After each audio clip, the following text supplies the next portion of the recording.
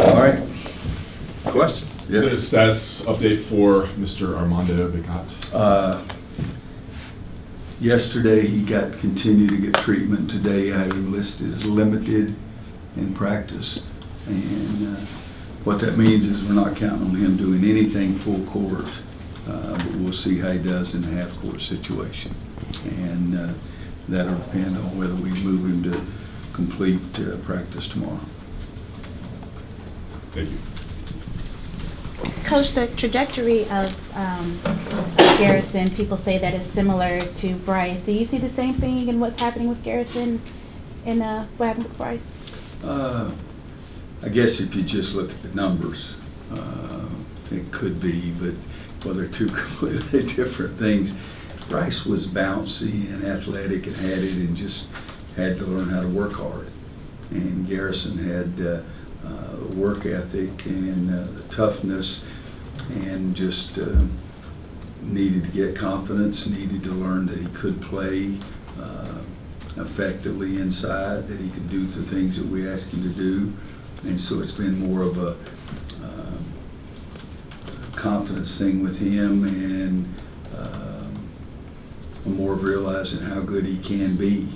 A little bit of that. Bryce, you know, Bryce's freshman year would go in and show you 2 plays and you'd say, wow. And then Bryce would show up 3 weeks and 2 days and 4 hours later, you know, that kind of thing. And I love him, you guys know that, because he came here in his 4 years farther than anybody I've ever seen. But I think that looking at the numbers, but boy, they've gotten to that spot in completely 179.9 degrees apart from what the other one was. Well, you've mentioned all year pushing buttons, and you've said I need to push the different buttons. Yeah. What has that looked like in the past week and a half? What have you done to actually get the guys maybe to respond more than they were earlier? Is there anything? When the ball goes in the basket, everything looks a lot better. I mean, it really is. It's we've shot the ball better. You know, I still get so frustrated because we'll make some mistakes, and guys, I say, guys, we just did this yesterday 31 times in a row, you know, that kind of thing. But I think, you know, we went through a stretch where I think we talked about it last week, 6 games. We needed us 1 stop at the end of the game. We could have won all 6 games. We didn't get any of them. And so we've responded better before it got to that last possession, whether it's Wake Forest or State or Syracuse in those 3 games. They made a little bit of a run, but we responded better ourselves because we made baskets instead of missing shots or missing free throws or turning the ball over. So that part of it we've answered. Their pushback better. We've performed better on the offensive end of the floor by making shots and not turning the ball over and making free throws. And so we haven't gotten to that point in each one of those games that we had to have a stop. Because again, 6, I think I'm right, I'm pretty sure, 6 games we needed to get a stop, and we went 0 for 6. And so I think offensively we played a little better in answering their runs, and it never got to be a crunch time 1-stop game deciding play. But I think that Christian's been a big part of it. I think Garrison, you know, goes 1 for 19, and then he makes 19 in a row. You know, that's the reason I told all you guys I should have made a major in psychology. But Cole's been so much more efficient on the offensive end of the floor. So the difference probably has been more on the offensive end of the floor, that we've been able to score, and we can answer people's scoring runs by scoring ourselves. And we've had stretches this year where it was really difficult to score. You know, I don't know if you picked our last 3 games, our offensive numbers would look like they've looked for the first 16 years. But you can't do that. You got to look at the whole season. You've said every time we've talked to you in here during the course of the season, especially the last couple of months, that the mission for the guys, the mantra was just get better that day. How much is kind of maybe having a narrow focus like that for these guys help them navigate through all the different things you guys have been through? Well, we've basically been that way the whole year, but it's been received more emphasis when everybody said your season's over, you're not going to do anything. And so, because they're hearing all the chatter around, and whether it comes from their friends or their enemies, they still hear it. And so you have to make sure that they understand we are playing for something, we're trying to get better.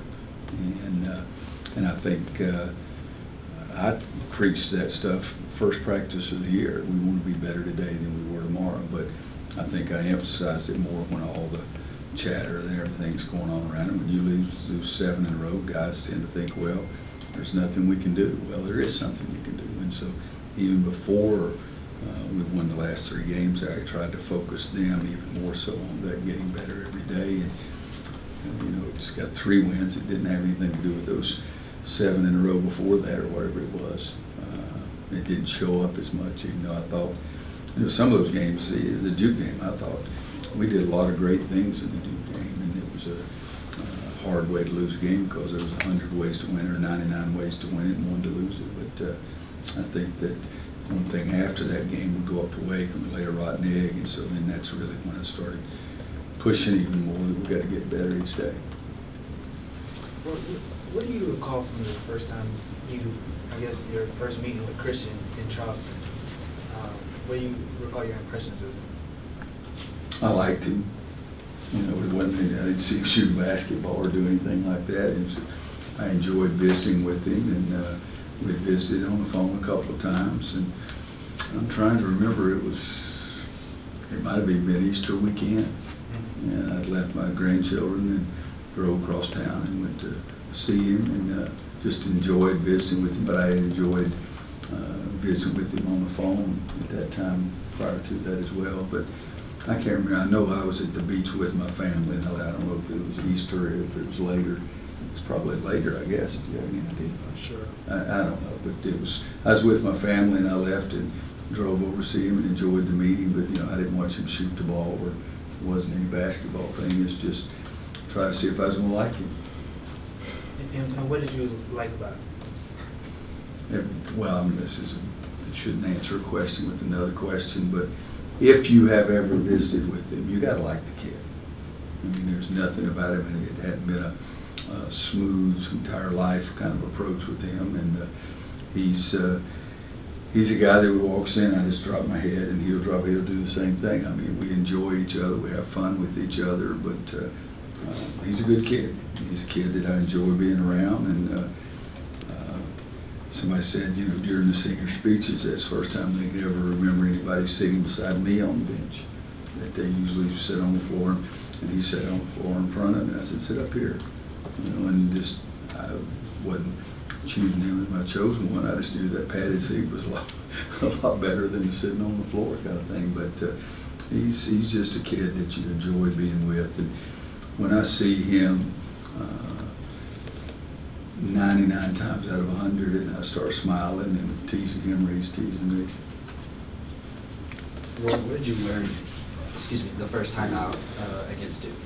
What did you learn about how they play and their team? They're extremely gifted. They've got so many parts that can hurt you. They've got guys who can shoot from the outside. They got probably the most efficient scorer in our league inside. I'd have to remember, I said probably or possibly. You know, I'd have to think about who it is. But I mean, he's a load. Trey Jones is as good a leader, as good a point guard as there is in the league, and he's so experienced and been through all the stuff. And I think he wills them to win some games, and I think that's, in my opinion, what happened here. He made a miraculous play, but great players do those kind of things. They guard you, they try to pressure you, try to take you out of what you're trying to do. They're, you know, if it's a dunk show, we're going to lose the show. You know, so they're extremely gifted, and I thought that, again, we had 99 ways to win it and 1 way to lose it, but they made that 1 way to lose it the most important for us. Coach, Cole said that he guarantees that no one wants to see you guys right now. Talk about the emergence of confidence in this team and how important it is going to this Duke game and to the tournament. Well, I think changing everything the last 2 weeks, it's not just a Duke game. I mean, we've gone over there and gotten beat, or we've gone over there and won a game. I mean, 1 year we went over there and won a game, and I said we're going to win a national championship. And then 2 weeks later, or 1 week later, we got one guy hurt, and the second week we got another guy hurt. And I thought that was as good a team as I've ever coached. So depends on how the kids feel. I don't know that, but I think the last 2 weeks has been really important to us. I would hope that nobody wants to play us ever, not just this year, then that means that we're doing some nice things. But it also that, I mean, you know, if you looked in the standings, we're last. I've never been last in my freaking life in anything.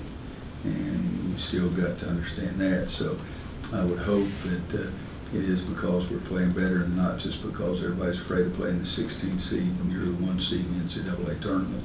You know, there's always that kind of fear that you don't want to have that. But I think we are playing better, and but we got to play a heck of a lot better. And if we want to have a chance to win Saturday, we got to play a heck of a lot better than we have in either of these 3 games. Roy, you mentioned the end of the Duke game first time around, kind of a fluky ending, but as you said, a lot of things that kind of break their way, and they did. How do you approach that, or how did you approach that with the team?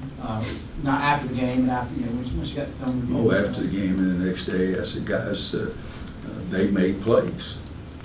We can say they were lucky, you can say all that you want, but they made plays.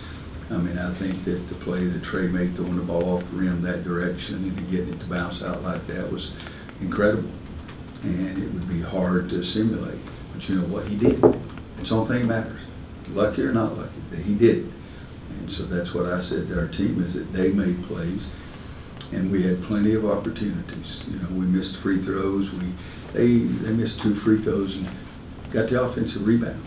You know, and it's something just as little as Armando being silly and get 2 fouls hugging around when we've coached that a million times, and he got 2 fouls, so 2 plus 3 equals 5, and he's sitting on the bench. It might have helped us to have a bigger guy in on those missed free throws. And so it's so many things like that, but they made plays. That's the bottom line. And we had some opportunities to make those plays not be as big as they were, and we didn't do it. And you know, somebody said they wanted, and I don't know what the crap they're talking about. Okay, but that there was a 99% chance of us winning the game at some stage in the game. Now that's pretty hard for me to figure out. But the bottom line is we lost the game, and we lost the game because Duke University made the plays. And well, I think we did have some opportunities that we could have made those plays not as big. But we didn't. Turnover, missed free throws, more than one, not rebounding on a free throw attempt. When one time we had 4 guys on the lane, and the ball bounced off to the right side, and there one guy was able to tap it out. Well, do a better job boxing him out. It's pretty simple. And so I thought during the entire time there was nothing negative I could say about their play, because they made every play they had to make, and Trey was phenomenal down the stretch. We couldn't stop him. He made every shot and chased the ball down after his missed free throw and made a shot to send it in overtime. So we can say all things, and you know, people say, "Oh, lucky, lucky." I got that ain't luck. I've never won a game on luck, and I've never lost a game on luck. They made plays, and we did. It's a rare occasion when you're trying to intentionally miss a free throw. How much time over the course of the season do you spend on that with your players? Not much.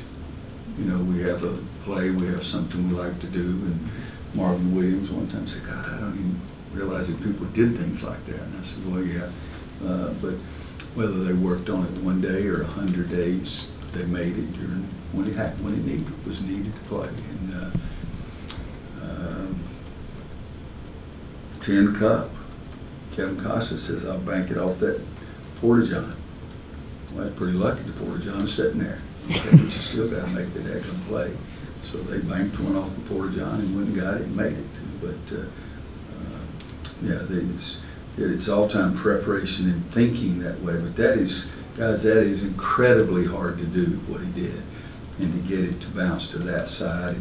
If you stand there and throw the ball at the free throw at the rim to get it to bounce back, most of the time you're going to miss it. Most of the time if you hit it, it'll go straight down.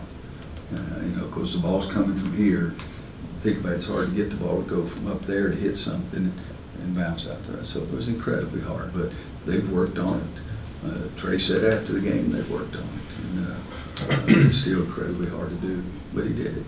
Going back to Garrison, the last couple of weeks, some of the guys have referenced his work ethic and that personal standard that they say that he has. What have you seen from him in that respect, and how does he compare to some of the guys that have had pretty dynamic work ethics? he hasn't changed. I mean, last year in the NCAA tournament, he gets terrible cut mouth and everything. And, you know, a lot of guys wouldn't make it back out. He came back and played the whole second half, and he looked terrible. And I mean, blood everywhere, and was it 8 stitches or something crazy in his mouth, and he came back and played. So if they think he's doing something now, it just means they didn't open their eyes until recently, because he's been doing those kind of things last year and this year. He's the one guy that has stepped up when he has some aches and pains and put them behind him and still played. Well, when you play such an emotional game like the first one, essentially a classic first game, do you have to change anything in terms of making sure players don't get caught up into, you know, making it bigger than it is and making, I want to say like trying to live up to the first game, like trying to make it some epic in every possession is hero. You may be wrong, but I probably do fewer things to try to get them ready to play Duke than anybody else we do, because everybody else makes it, so I don't have to. You know, before we played last time, you saw every game since Adam and Eve. One of them played for Duke, one of them played for Carolina. They had every game on TV, and so it's a big game for that reason there.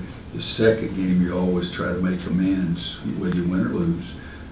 One team always loses, so they try to do a better job in the second game. But I think that our goal would be to try to play as well as we can play and see what happens over there. But that's basically the way that I'm looking at it. We're not going to get the tape out from the last game and say, watch what we didn't do here, look how lucky they were, and watch what you could have done here, look how silly this was. We're not going to do that. We're going to pick out 20 plays, 25 plays. I would guess 10 of them would be our game, but the other 15 would be from other games that you could play, and we'll show them the clips in the scouting report, and then move on. They know what happened last game. You know, I don't have to tell them. I would hope that it would be that kind of game again, because we had a chance to win at the end. I would like for it to be that kind of game where it goes down, and for the most part, our games against them have been really good basketball games, really competitive basketball games. I remember in 2010, they beat us by 307 in the last game over there. And I left that night and drove to Wilmington and went for a walk 7 times during the day. I killed one of my buddies. He said, I'm tired, you know, but I just couldn't stand sitting around.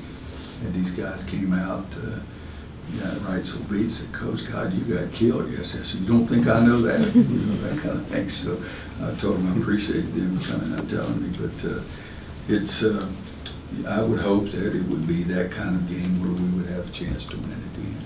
What do you like about going over there? What do I like? It's a wonderful atmosphere. It's what I love about college basketball. I think it's the best rivalry that there is in college athletics. I'm flattered that I've used that word many times. I'm flattered to be involved in it. I love the atmosphere. I mean, just the pageantry of the game, and I just don't love the way it ends sometimes, and don't love the way we play sometimes. But sometimes I've loved it as much as you could possibly imagine. Time for a couple more questions. Coach, how often do you talk to Coach K? Like, y'all call each other during the season, or like, what's y'all's relationship like? Before the game, I say good luck, and after the game, I say congratulations, and then we do it again the second time. And we talk at the conference meetings, and if there's an issue in college basketball, he and I talk about it a lot because we have that much respect for each other. He called me a couple months ago about something else related to college basketball. I shouldn't say a couple, it was after Christmas. We talked about that. If there's a big issue or something that we're concerned about, we talk about it. And it is, because it's a complete and total respect, complete. But I've said this before, you know, guys, we don't get together and put our hands together and sing Kumbaya, God Almighty. It's, you know, you're working your butt off for your school, with your team, with your program. He doesn't play golf, so I don't get with him like I do Tubby Smith or Lon Kruger, something like that. Some of those guys, if we're together on a Nike trip. I haven't been the last several of them, and he hadn't been either. But when I go, we play poker at night, and he doesn't play, and I play. You know, so it's. But I don't think you have to do those kind of things. I was trying to think. I mean, if it relates to basketball, I have total confidence in his look on things, and if I'm confused, I'll call him, and I think it's probably the other way around.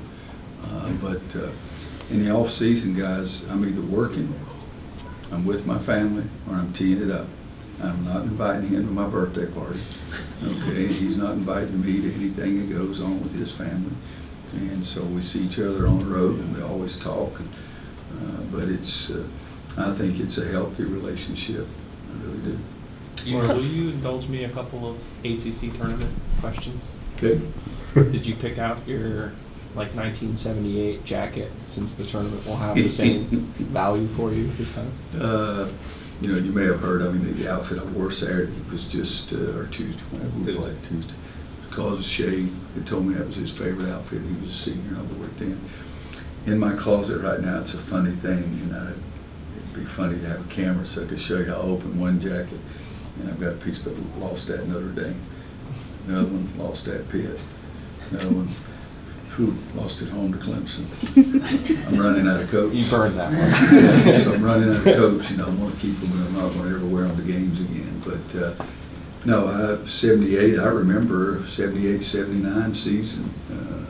My first year here, I remember the 7-0 game at their place, and then 7 days later we beat them in the tournament finals. So I've got a lot of great ACC tournament memories. Are you not happy to be in that situation, but you're in a situation where the tournament matters again to you? It's probably been a minute or two for you. Yeah, it's. I'm not happy. It's something I don't enjoy being where we are, but we played our way there. I coached my way there, and it's something that you own it.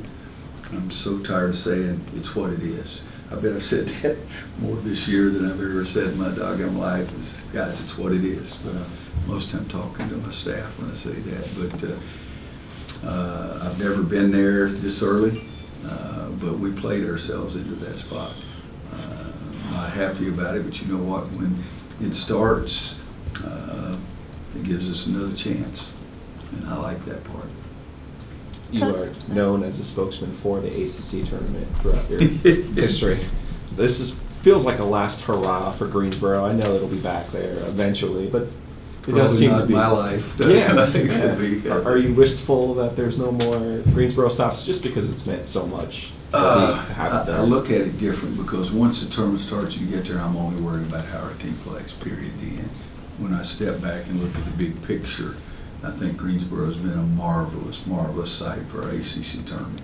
I think that at one point, the thing about going to Brooklyn or going here or going there, I said, it's fine. I think it's changed a little bit, for example, because we used to think in terms of going to New York because it was the media capital of the world. It's not the media capital of the world anymore. Everybody's got one of these, so everybody's their own media capital. But I've never minded going some other place to play the ACC tournament. Have we ever won one in Greensboro? Have we? Yeah. I mean, since I've been here.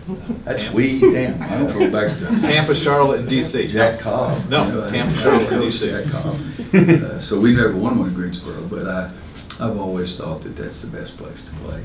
But again, that's when I step back and look at the big picture, because when we go there and play, wherever it is, I'm just worried about how we're playing. But I think the city of Greensboro, the history they've had, the way the people appreciate it, everybody knows the terms going in all. I'm still just, it's the funniest thing in the world is that when we went to Brooklyn and got back to the hotel, and coach, guys, they got at the door, said, Coach, what are you guys doing here? You know, I'm not lying. I was asking. I said, "Oh, I'm here to play golf. I just brought my basketball players with me." All right, thank you. Get the players out on the court. Thank you.